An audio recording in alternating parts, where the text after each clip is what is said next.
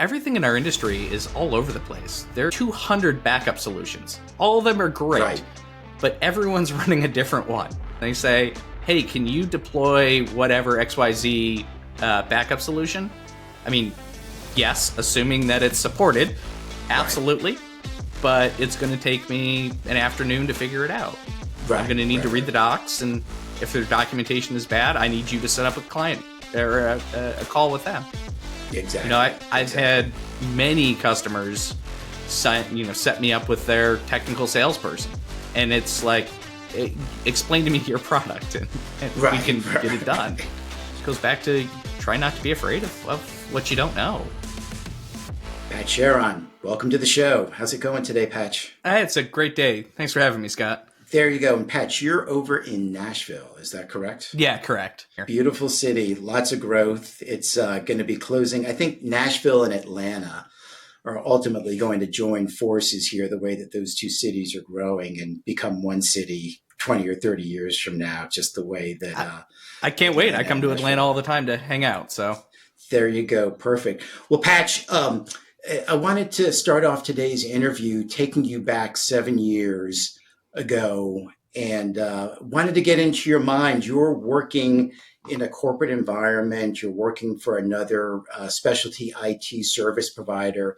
And then one day you get this crazy idea in your mind that you want to go independent.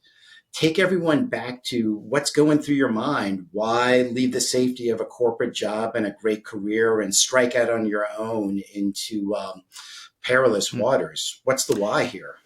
Yeah, I mean, it's really tough. But it was a great time. You know, I was relatively young back then, and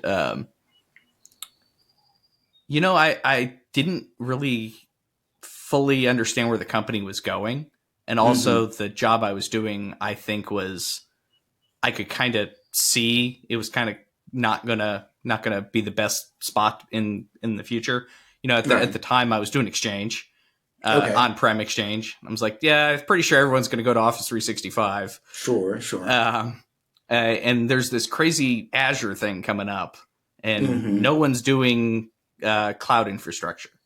So how about I go spend 3 months, learn everything I can about this, new Azure infrastructure as a service, and try to launch my own offering.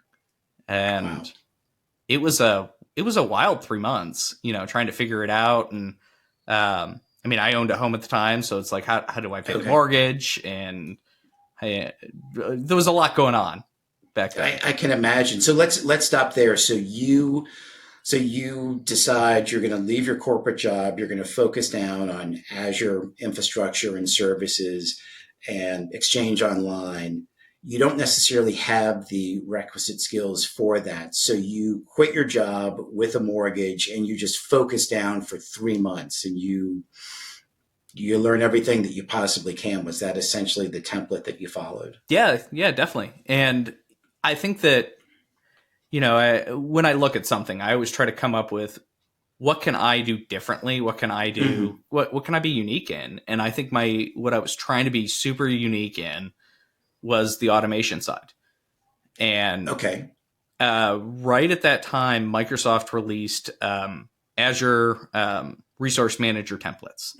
And they were very scary to look at if you weren't a developer in the back, before. And I was like, all right, I'm going to double down on trying this automation. So I learned, I was already very, very good at PowerShell. And I was like, all right, I'm going to go learn Resource Manager. And yeah, that's what I spent, quite a while trying to learn how to do. A few questions spring to mind here. So how did you pay your mortgage during that time? Did you just save money up from the corporate job and then you knew, I've got 3 months of expenses to go ahead and make the leap here and try to master this technology? I was very fortunate at the time. I had a couple of roommates that kind of could come up with about half. But, then I still need to eat. So it was still like, I tried to figure out how to eat, except like really cheaply. We're, at the time I was living outside of Detroit, and Okay. go to Meijer and buy all the $1 frozen meals. Right. Right. And we could touch on it later, but I kind of went back a little bit, even to like a previous career, to try to come up with some stuff, doing live production work, like whatever I could do, and whomever I could bill for for 3 months. And then I was super fortunate that through another contact found me a project. After that 3 month, you were able to essentially land work writing PowerShell or deploying Azure infrastructure based on your PowerShell work. And it was weird how it was, how it kind of everything turned. It was ironically running Exchange in Azure on VMs. Oh, so you were moving the on-prem machines that Exchange was running on at client site, and you actually started porting those into Azure VM. It was actually it was in the defense side. So I actually did the first VM deployment in Azure government for this customer. All right, so you were a GCC pioneer, I guess, even pre-GCC. Yes. So yes, yeah, no, exactly. They had to run Exchange in VMs because Office 365 GCC High didn't exist. They had a very hard deadline to shut down a data center. That was the trigger and you were one of the few people that actually understood resource management and were able to set that up. Yeah. Yep. And Exchange. Like it was it was weird how all the paths kind of collided for my first project. And how long did that first project last? I'm actually still working for the customer 7 years later. Oh, wow. Okay, I guess. Not still on Exchange. We finished that project 5 years ago. That's a long Exchange migration. Yeah. 7 years. Yeah, but I think that's what's important is I think so many people that are doing what we're doing are thinking really short term. Yes. Yeah, I definitely agree with that. They're let's see. I could sign up for a 90-day engagement and then we'll be done. Right. And I've tried to focus on the building of relationships and trying to find that value add. Like, how can I help you do whatever? And, this organization has gone through a lot of mergers and acquisitions and all that. So I'm able to still, to this day, help them with different Azure projects. So take everyone through, when you say adding value and those type of things, take us through, so you started with this client in 2017 or so. You get the initial Azure infrastructure up and going. You transfer the Exchange servers in there. How do you stay close with them to sell more projects? Because as you very rightly pointed out, a lot of consultants and a lot of projects there, for example, 90 days, you come in, you're very tactical, you do the work and then you leave. And what we see with a lot of independent consultants is that they're just on to the next thing.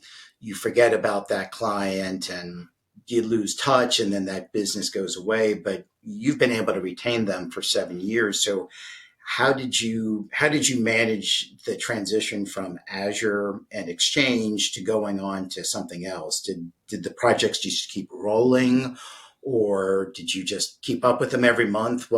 How did that look? I think partially it's coming up with the relationships, and but it's also it's being willing to step out of your comfort zone. Many years ago, the same customer was looking to do an SD-WAN deployment. Wanted to tie in Azure Virtual WAN. I hadn't ever done that before, but I'm still willing to say, hey, I'm not sure about this. It's Friday. On Monday, I'll have an answer for you. Spend the weekend pounding Microsoft Docs and going through Learn and having your own Azure tenant and being willing to spend $100 to deploy something and come back and say, yes, we can do this. It's fascinating. So I've actually had conversations with a number of consultants about this scenario, and I'd really like to get your opinion here, especially when it comes to learning new technologies. and this is maybe a little bit more inside baseball for independent consultants, but when you're trying to pick up those new technologies, like say with this WAN that you were doing, uh, maybe you weren't able to master it over a weekend. It may take a couple weeks, when you go through the production install and deployment or whatnot. How do you handle the invoicing or the charging of your time with clients? So for instance, you may have a standard 40-hour work week, but you may be burning the midnight oil to try to master that technology. Do clients let you charge the entire, say, if you were burning the midnight oil, would they let you charge for the burning the midnight oil aspect of it? Or would it just be more of the standard time and a half or time, 40 hours, if you see what I'm saying? How do you handle those type of scenarios? I think it's really tough to come up with the right solution, and everyone comes up with a different one.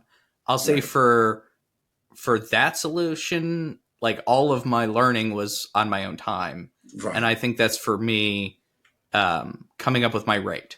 Right. I'm not going to charge a customer to learn, but I'm going to charge them a higher rate because I'm already going to be an expert in the tech when we go to deploy it. Sure. So no, I charge them time and material for actuals, but they paid a higher rate because I came in on Monday and had the full answer. Gotcha. Because you were burning the midnight oil on the weekends and you were prepared. You weren't just learning on the job and charging them for it. Correct. So, okay. I mean, there is some of that, definitely. If a customer gives me hey, we're trying to deploy this weird thing, I'm like, you got to be fully upfront with that. Exactly. Yeah. Hey, I think that's the thing, is that if you are setting the expectations with the client that this isn't necessarily your forte and you have to learn it, or they have something exotic, then it's setting the expectations with the client. Right. No, definitely. And I think that a lot of consultants that I come across, I think a lot of people are afraid to admit that they don't know something. Yes. I've listened to your other episodes and I think it was David said a couple weeks ago, you got to be afraid of being the smartest, or you have to be the smartest person in the room. And that's not always true. I think you have to build a rapport to say, if I say I'm going to do something, I'm going to do it, and I'm going to do it with excellence. And if I say I don't know, it means I don't know, and but I can learn if you want me to learn. Right. That's really interesting, because I'll confess, even in my early IT career, and even for a long time when I was an independent consultant, hands on the keyboard, that especially when you're younger in this industry, I think it's very difficult for people to say that I don't know. And even a lot of industry vets, it's very difficult for people to say that I don't know, because the psychology of many of the people, or I'd say the vast majority of the people in this industry, our currency is based on our knowledge. And so if we don't know something, then we automatically think that our self-worth is diminished, our market value is diminished. I'm going to be charging you some psychotherapy for this podcast. I definitely agree with you that it's one of those things where it's really hard to say that I don't know. And today I still do a little bit of client work, and now I'm like, you know what? I have no idea. I'm going to have to look it up and, let you all know. And, but again, to your point, you've reached that level where you have that trust with the client, you've got that rapport. And it's easier to do with a long-term client where you've got that built-in trust. I think it's probably more scary for people when you're dealing with a client that's net new and, they're assuming that you're going to know absolutely everything. Yes and no. And again, maybe there's some reputation that I have when I do, client intros. But there's everything in our industry is all over the place. There are 200 backup solutions. All of them are great, but everyone's running a different one. They say, hey, can you deploy whatever XYZ backup solution? I mean, yes, assuming that it's supported. Absolutely. But it's going to take me an afternoon to figure it out. I'm going to need to read the docs. And if their documentation is bad, I need you to set up a client or a call with them. Exactly. I've had many customers set me up with their technical salesperson. And it's like, explain to me your product and we can get it done. It goes back to try not to be afraid of what you don't know, and don't overcommit. That's the other thing, is where people get themselves in trouble. Well, speaking of learning and being in over your head, so you get your independent consultant business launched. You've mastered Azure infrastructure, resource management with PowerShell. What were some of the other areas that you struggled with when you got your business up and going? Clearly, you didn't know everything as an independent consultant back then. We still don't all know everything, but what were some of those things that you struggled with in your early days? In the early days, I struggled a lot with just business management. I'd been part of a couple of startups like a couple of years prior, but I still never had to do any back office. What's an EIN? How do I talk to the IRS? Right. It's all that stuff you just don't know what's the right way. When I first started the company, I just went on LegalZoom and said, here's a name, I did the same thing. Well, I'll tell you the story, of my company. I went through the list of domains that I owned and was like, what is the shortest one? And went with it. And that's how I came up with the company V3. It was the shortest domain name I owned, and it was available to be an LLC. Okay. So you just went up to LegalZoom and registered that as a LLC. Yep. But I had no idea it was at even LegalZoom, which is like, in theory, just a click next, is like, it's asking me questions I have no idea how to answer. Right.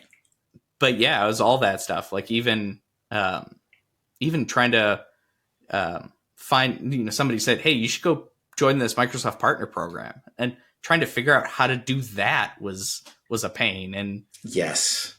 It's all that small stuff that you don't think about when you go into whatever time tracker, type in your hours and hit go, and then the company somehow magically gets paid. So how do you do it today? Are you, what are some of the tools and tricks that you're using to manage your business today? Are you running like QuickBooks or FreshBooks, or, what, for people that are starting out as independent consultants or thinking about becoming independent consultants, what are some of the tools today that you're using that you found have been successful that you didn't necessarily know about day one? Sure. Right now I'm all based on QuickBooks. I don't know if I would do it again. Okay. I think the important thing when you start out is finding somebody that's like 3 months ahead of you and just ask them what they did. That's how I ended up on QuickBooks. Because I was very fortunate to find somebody else that was just also going independent. We would, get a beer every so often and just swap ideas. And, exactly. And him and I, he was already using QuickBooks, and I'm like, great, I'll pick that. You could tell me everything you just learned. Right. Rather than trying to learn my own thing. Exactly.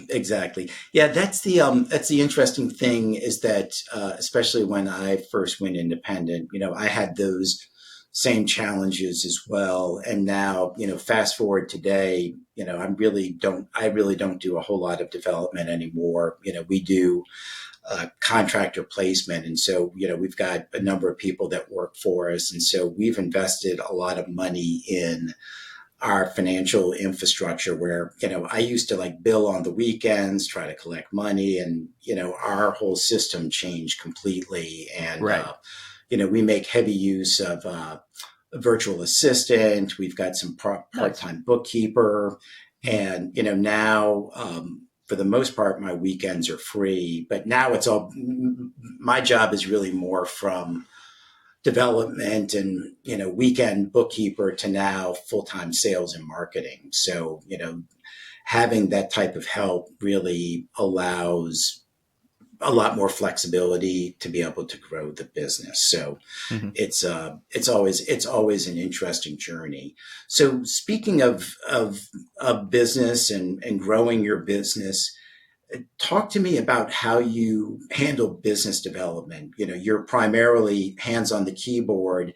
And one of the big challenges that I see for people like us, and, frankly, I was the same way, is that you're very technically focused, but this whole sales and marketing thing, a lot of people in our world are not comfortable doing that. But you've had a very successful career here. How have you handled the sales and marketing aspects of your business to keep the money flowing and the projects coming in? Yeah, I think in the beginning it was a lot of being willing to reach out to everybody you've ever talked to and Okay. and see what they're up to. Right. There's it goes back to the relationship thing. I think Hmm. there's one person that I've followed his entire career. He moves around every couple years and calls me and says, "Hey, the thing we did 2 years ago? Let's do it again." And Right. so I think that's super important. I think the net new customers, to be fair, I've had to kind of not outsource it. I've hired an FTE, so I have a full time person that runs my kind of all the back office, Okay. and she does invoicing and contracting, and she's really good at sales and is willing to make the cold calls and stuff. Oh, wow. I'm Okay. I'm not good at it. If you Yes. get me on a call, great. If I need to pitch myself on a sidewalk, I'm awful. Yes. Yes. Yes. Yes. Exactly. And I'm really the same way. Also, like we've hired uh, an SDR, sales development rep, who makes cold calls for us, and because again, I'm the same way. Is that's just not my forte. It's like anyone also in the technical industry, that you may be great in Exchange and Azure infrastructure, but you may not be a C# person, and you need to bring in a specialist in that area. And so that's the Right. way that I've approached the business there. Again, I think the thing with independent consultants, and I'd be interested to hear your opinion. I know I was like this, is that when I first started, I figured, well, hey, I'm a smart guy. I should know how to do absolutely everything, and I should be able to do absolutely everything. Mm-hmm. And it wasn't until I got my butt kicked a few times that I learned my lesson. What was your mindset when you first came out? Were you trying to do absolutely everything, or did you hire the accountant? What was your setup initially? Well, I tried to do everything, and then I was out to dinner with my girlfriend and her friend, and I was complaining that, oh no, I forgot to invoice again. Um, and it'd been like, and we look back at it, I'd been 2 months behind with this one customer. Okay. Just because the hours were in QuickBooks, but the invoices Yeah. weren't generated. They had a wacky system of how to submit, and every time I would wake up and I'd say, "Oh, I got to submit today." Nah, it's too much work. I'm going to go do something more. Yes, I know that well. Yes. It was like you had to, even though you were outside, you had to jump through a VDI. It was a whole thing to Yeah, get to yeah, their yeah. internal QuickBooks server. And anyway, and she looks up and goes, "Wait, you haven't been paid in how long? I can do that for you." And so she started out as contract, like it was very Okay. like hourly through that. But that was my like, oh, you're right, I haven't been paid. How am I? What's my How am finances I going to look pay for like? this dinner? Don't Right, order the exactly. lobster. Do not order Right, the lobster. right, exactly. Everyone gets salads. There you go. There you go. Yeah, that's the whole thing, is that I've seen a lot of consultants sink the battleship, so to speak, because they've not been able to keep up with invoicing, or they've Mm-hmm. forgotten about following up on payments. And so it's one of those where, especially when you first start your own business, let's face it, we're all cheap. We don't want to spend the money. Of course. And you figure, I'm smart enough to do it on by yourself. And I think we both learned with a little humility and dinner with a girlfriend that, hey, I need some help invoicing. Right. No, So, exactly. I think that when I first started, um, you see everything as an opportunity cost. mhm. Even that dinner, like I'm going out for 90 minutes with with Caitlin and her friend. Right. That is 90 minutes I could be billing. Right.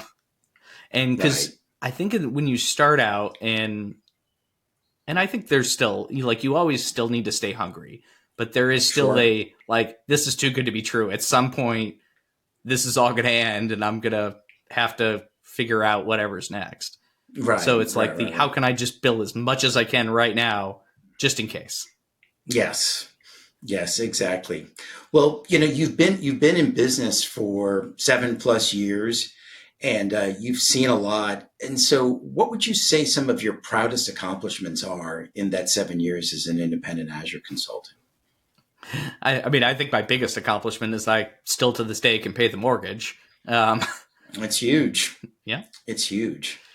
Yeah, I think that's always been my base is, as long as I can put food on the table, provide for the dogs and my family, then I'm doing well. Right. So, Yes, it's a low bar to clear sometimes, but but hey, it's still what? I mean, it's one of those where, I've been at this for, gosh, this will be my 15th year coming in June. And, now it's not just me that I need to worry about every month. It's a bunch of other people. And, it's always amazing where I'm like, okay, we've made it another month. And, it's like, baseball, just trying to get a base hit, keep the rally going and just keep moving around the bases. And so, I can totally empathize with the paying the mortgage for 8 years. So it's a fantastic accomplishment. When you first got going, when would you say that you really felt like you had a viable business, that this was all going to work out? Was it with the Azure Exchange project, or was it maybe at a later date where you're like, okay, I've made it through the first phase here. Now I feel like there's no turning back. I'm going all the way. I'm going to just keep going as long as I can. Was there a particular turning point for you? Yeah. It was about that project was about 6 months long. And it was when I got my second customer. Okay. It was when I had just the first one. I was like, all right, if this doesn't work, we hit the end of 6 months, I can hop on LinkedIn and go find myself another job. There you go. Right. But once I had a second customer, I was like, okay, no, now I kind of need to see this through, because now I have two people. Exactly. Holding out for me. So, thankfully for me, it was pretty early. It was 6 months in, but but that was definitely it. Definitely that second person. The second one, you're like, okay, the first one might have been a fluke, but the second one, I'm legit. So, and I have to stick it out. Yes. When the first one, I could just disappear. Once I have two, you feel a level of responsibility now to see it through. Exactly. Well, let's go back even a little bit further and talk about, how did you get into IT? What were you doing before, and then ultimately how did you decide that you wanted to get into IT?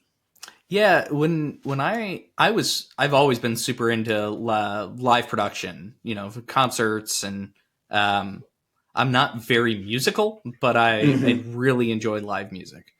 Okay. And I was very interested in how concerts worked. And so I worked my way into the live production industry. I was doing lighting for anywhere from, a couple of shows for a small person to, small tours. And so I was a little all over the place.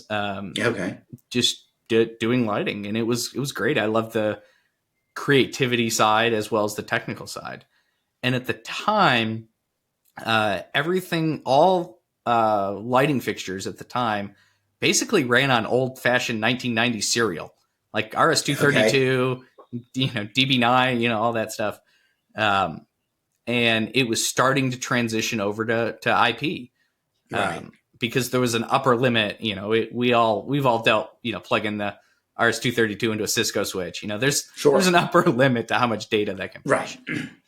So everything was starting to move over to, at the time, it was 100 meg Ethernet.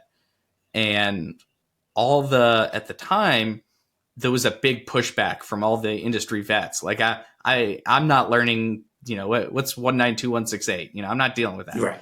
Right. So I was like, all right, I'll figure it out. So I learned, at the time, it was pretty basic routing and switching. And, I look back at it now, and I've a more complicated network in my house than I used to do. Hey, but back then that was cutting edge. It really was cutting edge. Yeah. And I did that for a while. And I mean, it's live production is a tough life. It is 9 a.m. to 3 a.m., 6 days a week. And so you were essentially a roadie. Is that kind of? Really yeah. Okay. If you're on the tour bus, you're kind of. Yes. Yes. Yeah. Okay. And yeah, so I hit a point where I was like, nah, I've learned all this stuff. Like I just felt like I was done. Like you just know one day. I can't say what it was. It's not like I just woke up and was like, nah, I'm ready for a change. And right. I was extremely fortunate that through a mutual contact, I knew an Exchange MVP.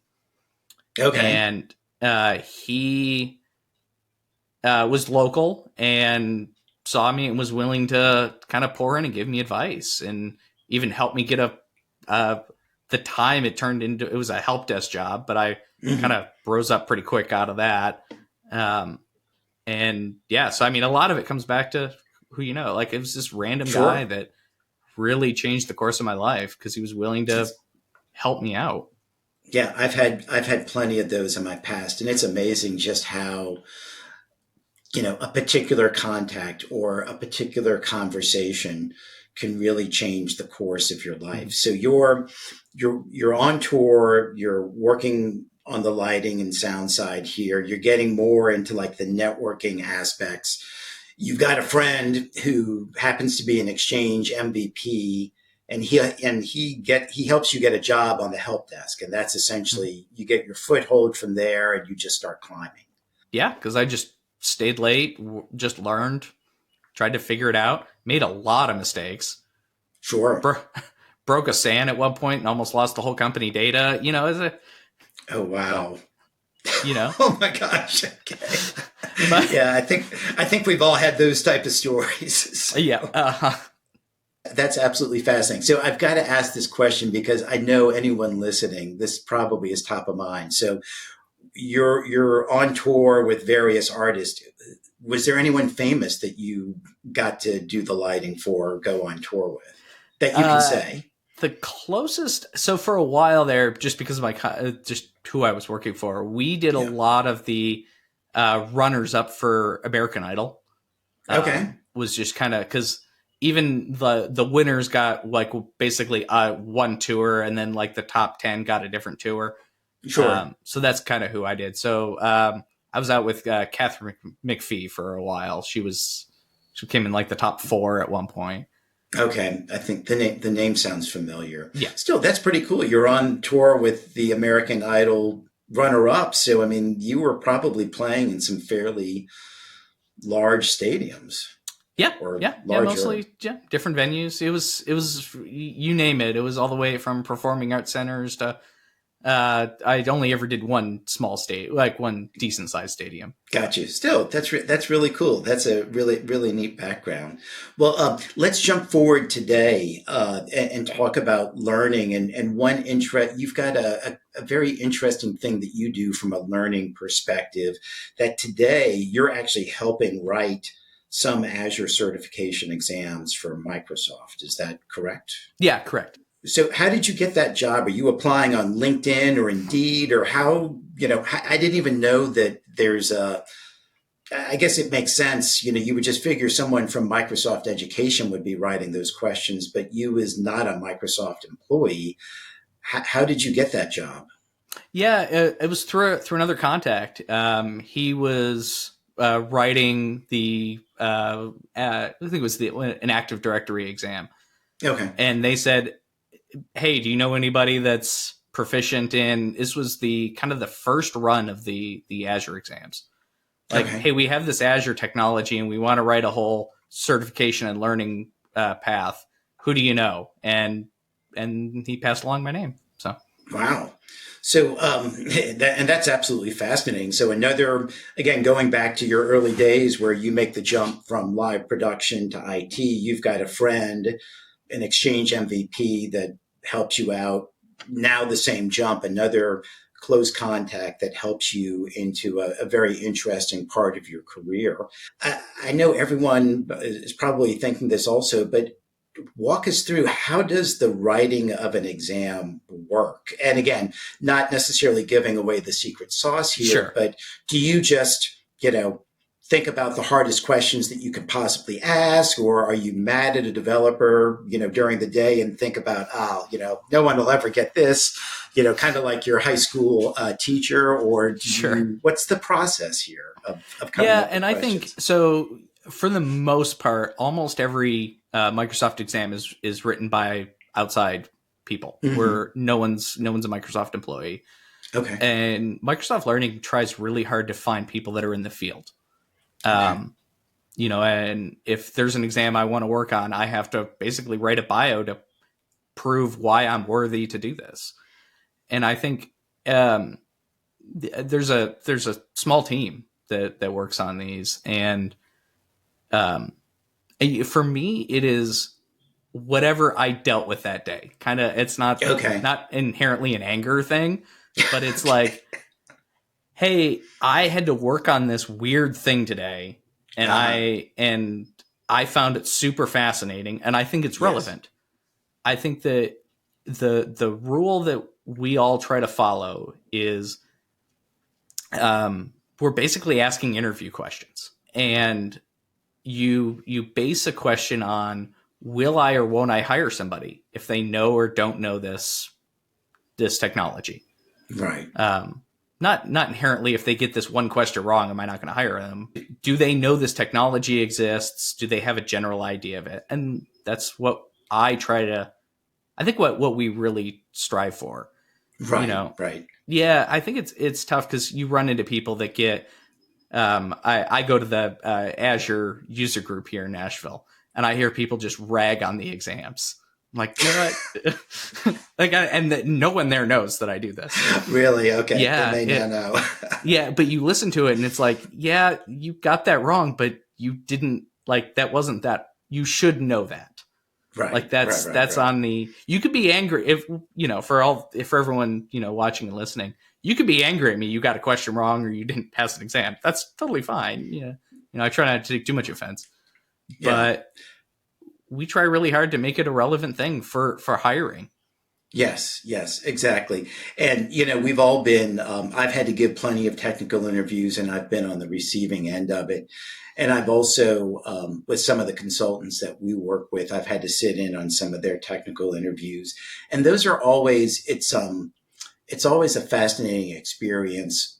And it's almost a reflection of the interviewer when they're asking technical questions. Like I see some people who, like yourself, honestly want to know, hey, we're after knowledge. This is not a vindictive thing that we're asking as far as a technical question. Where I've been in some technical interviews where, quite frankly, some interviewers want to show how smart they are to the Exactly. candidate and flex on them.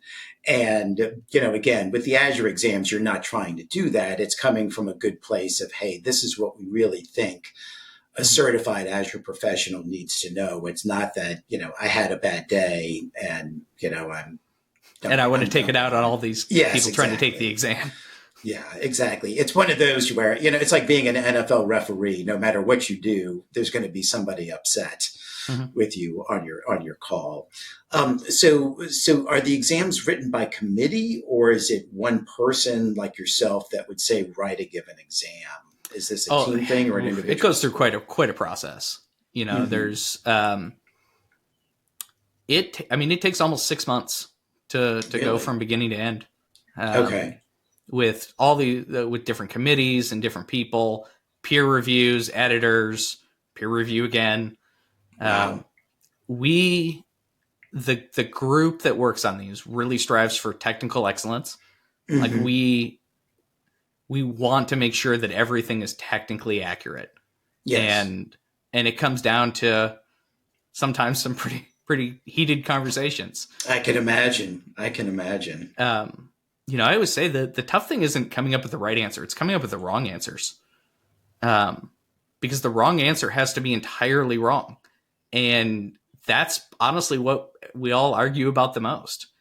Is even though it would be super impractical to do something a specific way, is it technically possible? Okay. Yes. Then that's not a valid answer. We got to come up with a different wrong answer.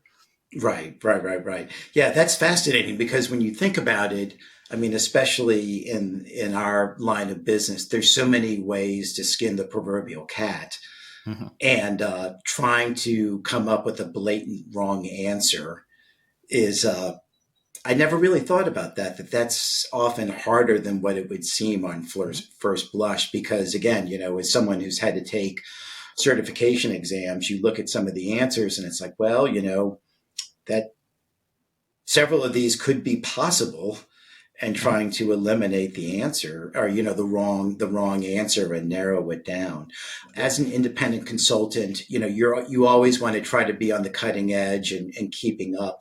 How do you stay ahead and abreast of new technologies and really plan where your business is going? What are your strategies and thoughts in that area? I think for me, I'm fortunate that I am doing the stuff with Microsoft Learn that I can, that I'm forced to keep up on all the new technologies and what's changing.